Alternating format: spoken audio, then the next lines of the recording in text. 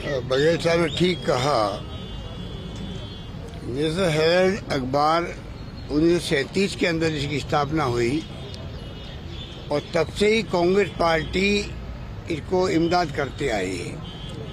आप मीडिया के तमाम साथियों को मालूम है कि आज भी प्रिंट मीडिया जहाँ जहाँ छप रहा है उसकी क्या स्थिति है। अधिकांश जगहों पर अगर ईमानदारी की बात करें तो घाटे में चलते हैं। और नेशनल हेराल्ड के बारे में और कांग्रेस की नीतियाँ, उसके कार्यक्रम, सिद्धांतों के बारे में, उसको प्रमोट करने के बारे में जो भावना व्यक्त की गई थी उसी के अकॉर्डिंग टू आज तक इमदाद होती आई है। आज़ादी के बाद में धीरे धीरे वो अखबार बहुत कमज़ोर हो गया, हालात बहुत गंभीर थे, बंद करने की नौबत आ गई। उसको रिवाइव करने के लिए कांग्रेस पार्टी ने उनको मदद करी। मुकदमा बना के जिस रूप में जब से भारतीय जनता पार्टी आई है सत्ता में, मोदी जी ने पहले ही कह दिया कांग्रेस मुक्त भारत बनाएंगे। तो उनके दिल में जो आग लगी हुई है, 70 साल में आज आधुनिक भारत बना है तो कांग्रेस की देन है। आज़ादी के पहले, आज़ादी के बाद में जो त्याग, बलिदान, कुर्बानी हुई तो कांग्रेस नेताओं ने करी है। ये नहीं भूलना चाहिए। मोदी जी को भी उन्होंने कभी याद नहीं किया इंदिरा गांधी की शहादत को,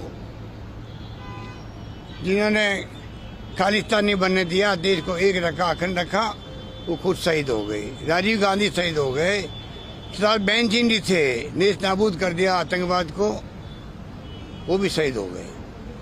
ये सत्ता में बैठे हुए लोगों को इतना गरूर है, घमंड है, अहम है, इनको जनता की परवाह नहीं है। धर्म के नाम पर लोगों को भड़काने का काम करते हैं, उस पर जरूर कामयाब हुए हैं।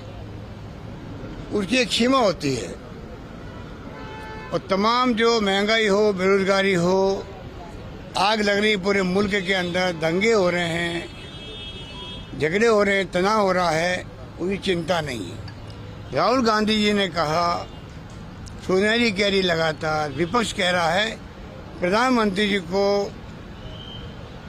अपील करनी चाहिए, पूरे मुल्क से संदेश देना चाहिए कि आप शांति, भाईचारा, सद्भाव बनाए रखें और हिंसा को हम बर्दाश्त नहीं करेंगे। वो कहते हुए भी संकोच है मोदी जी को और अमित शाह जी को। और उसके बदले में आप ईडी के छापे डलवा रहे हो पूरे देश के अंदर, इनकम टैक्स के छापे डलवा रहे हो, सीबीआई को एक्टिव कर रहे हो। पूरे मुल्क में आतंक मचा रखा है इस गवर्नमेंट ने। कई अधिकारी कहते हैं हम लोगों को कि साहब हम क्या, हमारी मजबूरी है, कुछ मिला नहीं है। यहाँ पर छापे के अंदर रेड हमने करी, अचानक आदेश है करनी पड़ी हमें, जबकि उसकी तैयारी की जाती है, लंबी तैयारी होती है, असेसमेंट होता है, कहाँ पर रेड होनी है, क्यों होनी है, क्या संभावना है, उसकी वजह सीधा रेड होने लग जाती है। इस प्रकार के हालात में ये मुल्क चल रहा है।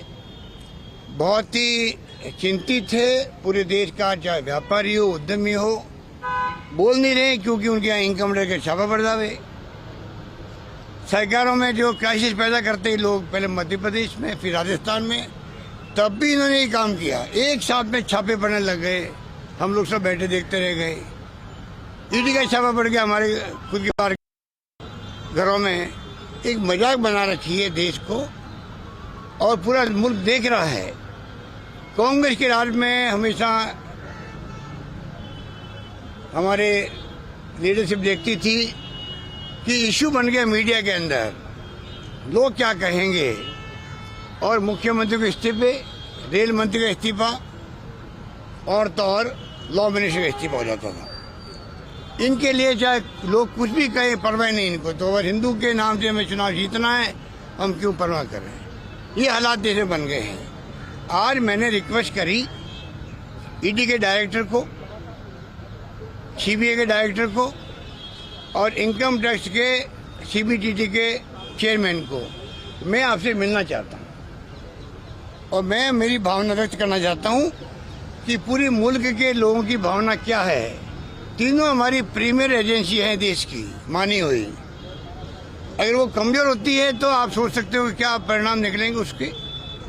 तो मैंने रिक्वेस्ट की कि मुझे आप मिलने का वक्त दें, मैं खुद मिलने आऊँगा। और मैं क्या फील करता हूँ एक नागरिक के नाते भी और एक राजस्थान के मुख्यमंत्री के नाते भी, मैं बताऊँगा आपको कि देश और प्रदेश के लोग क्या सोचते हैं आपके बारे में, कितनी आपकी क्रेडिबिलिटी समाप्त होती जा रही है, आप लोगों की अंतरात्मा क्या कहती है, उस पर आप गौर करें।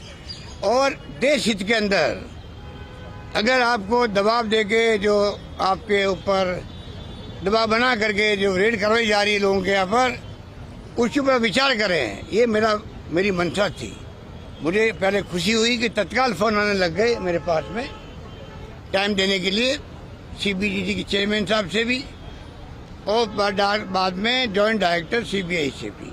और फिर कहा गया कि नहीं साहब आपको आने की जरूरत नहीं, हम तो खुद आपसे आके मिल लेंगे जयपुर के अंदर।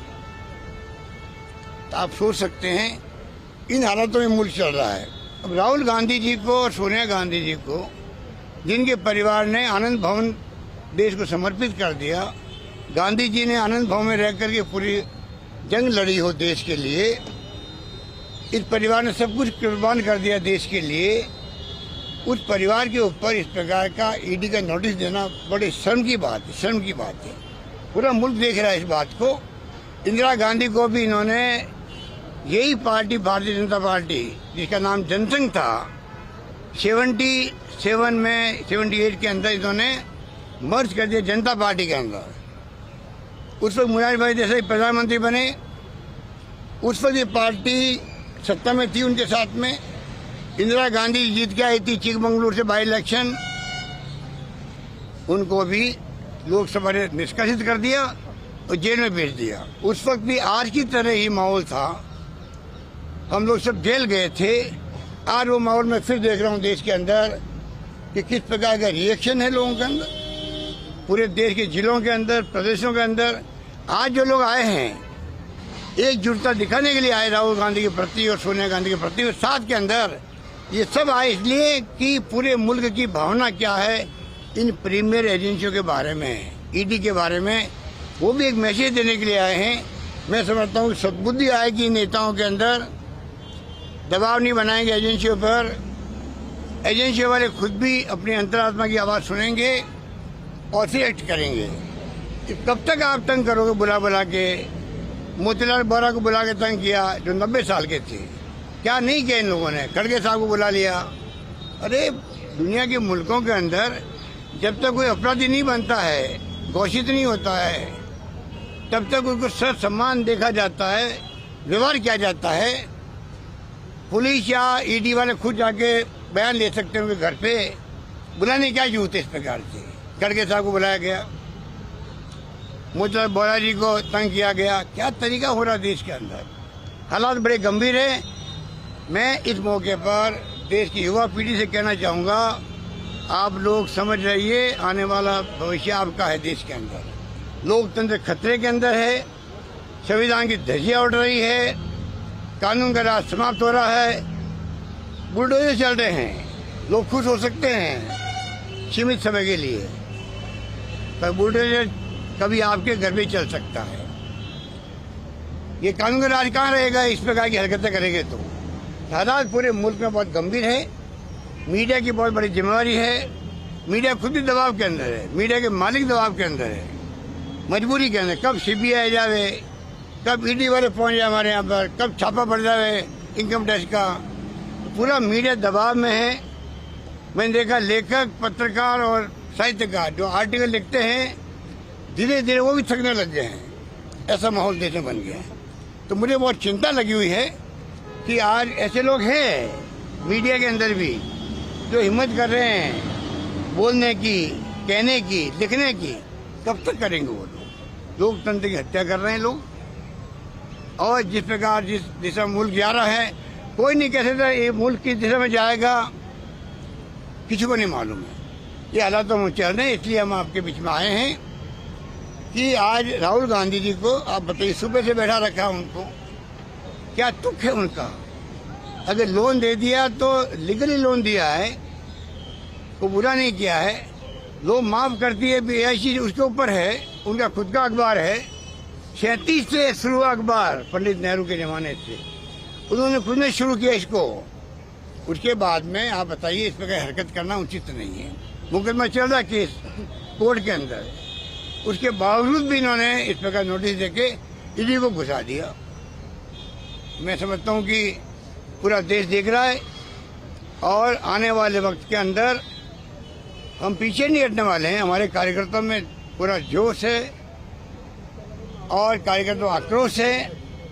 उसके नतीजे सबके सामने आएंगे, उनको भुगतने पड़ेंगे, मैं कह सकता हूँ। धन्यवाद। आपने हिंसा की बात की, तो जयपुर में जैसे करबला में काफी विजयलक्ष्मी कुछ नहीं हुआ, खड़गे जी शांति के साथ निपट गया। कल मीटिंग थी, बहुत शांति के साथ में संपन्न हो गई। वहाँ पर सर काफी तस्वीरें, कहा कुछ इस तरह की हिंसक बातें वहाँ पर कही गई, काफी सारी चीजें ऐसी थी जो नहीं कही जानी चाहिए। मैं नहीं था वहाँ पर कहीं नहीं कही जानी चाहिए, चाहे हिंदू हो चाहे मुस्लिम हो। मेरा मानना है कि लोकतंत्र में हिंसा का कोई स्थान नहीं है। लोकतंत्र में हिंसा का स्थान नहीं। मैंने कहा राजस्थान के अंदर भी हमारे वहाँ कोई भी जाति, कोई धर्म, कोई वर्ग के लोग, कोई राजनीतिक पार्टी के लोग अगर हिंसा करेंगे तो हम सख्ती से निपटेंगे। गहलोत साहब, आज के प्रदर्शन को लेकर के, आप लोगों के प्रदर्शन को लेकर बीजेपी ने आरोप लगाया है कि एक परिवार को और उनकी 2000 करोड़ की प्रॉपर्टी को बचाने के लिए कांग्रेस सड़कों पर आई है। और सवाल आपको पूछा मैं कि क्या उनके कहना कानून चाहूंगा, अलग है? क्या जवाब है? आपको मैं कहना चाहूंगा, ये जो कंपनी बनी है, इन कंपनियों से सोनिया गांधी, राहुल गांधी एक रुपया भी स्वयं ले नहीं सकते इसके अंदर। ये नॉन प्रॉफिटेबल कंपनियां हैं, पूरा पैसा नॉन प्रॉफिटेबल कंपनी है। इसमें डायरेक्टर एक रुपया भी लाभ के रूप में नहीं ले सकता है। ये सब इनको मालूम है, प्रधानमंत्री को मालूम है, गृह मंत्री को मालूम है, वित्त मंत्री को मालूम है, एजेंसी को मालूम है। ये एजेंसी जो है उसमें से कोई लाभ प्राप्त कर ही नहीं सकता है, खाली शेयर का आदान प्रदान होता है जो हर एजेंसी में होता है। हिंदुस्तान में इंडस्ट्रियल के पास में किसी के पास 100, किसी के 125, किसी के 150 कंपनी होती है। 2-3 कंपनी बनी हुई है, उसको लेकर तंग किया जा रहा है, आप समझ सकते हो। गहलोत साहब, एक जो सुबह भी प्रेस कॉन्फ्रेंस में ये बात उठाई गई कि 9 करोड़ का जो पैसा था वो जो एम्प्लॉयज के लिए दिया गया था, लेकिन एक्चुअली उतने एम्प्लॉयज थे ही नहीं कि उनके वीआरएस के लिए 9 करोड़ का खर्च हो सके। ये बहुत सारी फैक्टर्स है जो इनकम टैक्स ट्रिब्यूनल की जो रिपोर्ट है उसमें भी आया था। तो अगर राहुल जी आकर के ईडी के सामने जवाब देना चाह रहे हैं तो उसमें आपत्ति क्या है कांग्रेस पार्टी? आपत्ति कोई नहीं है, गलत तरीके से ईडी को घुसाया गया है, नंबर 1। नंबर 2, जो आप कह रहे हो ना, ये आपको आपके मित्र लोग होंगे कि उसके अंदर जो बेचारे 20-20 साल से तनख्वाह नहीं पा रहे थे उसके अंदर, अगर सबको वीआरएस दे करके उनको खुश करके उनकी, बट इतने लोग थे ही नहीं। अरे तो कागजों में कैसे नहीं थे? कुछ जाने अलग कौन उसकी मना कर रहा है? अगर कोई बेईमानी हुई है कहीं बेईमानी हुई तो उसके लिए अलग से कार्रवाई हो, कौन मना कर रहा है? एफआईआर दर्ज उसके लिए। तो ये सही अफवाह फैलाई जा रही है। ये टोटली कोई भी प्रॉफिट किसी को कमा ही नहीं सकता इसके अंदर, वो कंपनी ये है। सर, क्या 23 को जैसे सोनिया जी को पेश होना है, क्या एक बार फिर कांग्रेस सड़क पर उतरेगी? आगे क्या रणनीति रहेगी? आज तो आप लोगों ने शक्ति प्रदर्शन किया, आगे कोर्स ऑफ एक्शन क्या होगा? और क्या 23 को एक बार आप थोड़ा धैर्य रखिएगा, आप देखेंगे स्टेप बाय स्टेप जो तरीका इन्होंने एडॉप्ट किया है उसी ढंग से कांग्रेस जवाब देने में सक्षम है। बीजेपी कह रही है कि आप ईडी पर प्रेशर बनाने के लिए आपने शो ऑफ स्ट्रेंथ किया। आपसे ये सवाल है, अब ये लड़ाई एक तो कोर्ट में और अंदर ईडी की जांच में चली रही है आप लोगों की, पॉलिटिकल लड़ाई और कितनी आगे कांग्रेस लेके जाएगी? आप एक मुख्यमंत्री हैं, और भी पार्टियों के नेता हैं जिनको इस तरीके से जनहित से नोटिस मिले हुए हैं, तो क्या लाइक माइंडेड पार्टी से भी आप बात करके इस विषय पे एक कंसेंसस बनाने की कोशिश करेगी कांग्रेस पार्टी? आप बताइए, अगर पॉलिटिकल पार्टियां देश की, लोकतंत्र में पक्ष भी होता है विपक्ष भी होता है, तभी लोकतंत्र चलता है। ये जो फासिस्ट लोग बैठे हुए हैं इनके लिए प्रतिपक्ष तो कुछ है ही नहीं, वरना प्रतिपक्ष की 13 पार्टियों ने सोनिया गांधी जी सहित अपील करी प्रधानमंत्री जी से, कृपा करके अब आगे आएं, देश को संबोधित करें कि देश में शांति, सद्भाव, भाईचारा बना रहे और हिंसा का कोई स्थान नहीं होना चाहिए, और हिंसा को हम बर्दाश्त नहीं करेंगे। अगर विपक्षी पार्टियां प्रधानमंत्री को रिक्वेस्ट कर रही है, हम लोग सब रिक्वेस्ट करें चुने हुए मुख्यमंत्री, तो प्रधानमंत्री जी को, गृह मंत्री को क्या दिक्कत आ रही है इस अपील करने के अंदर? अपने देश को, देशवासियों को। और अगर अहिंसा की अपील नहीं करें, काय की अपील फिर वो करेंगे? इसलिए आज लोग भड़क रहे हैं, दंगे हो रहे हैं, खून खराबा हो रहा है और बुलडोजर चलाने के नाटक हो रहे हैं। Thank you.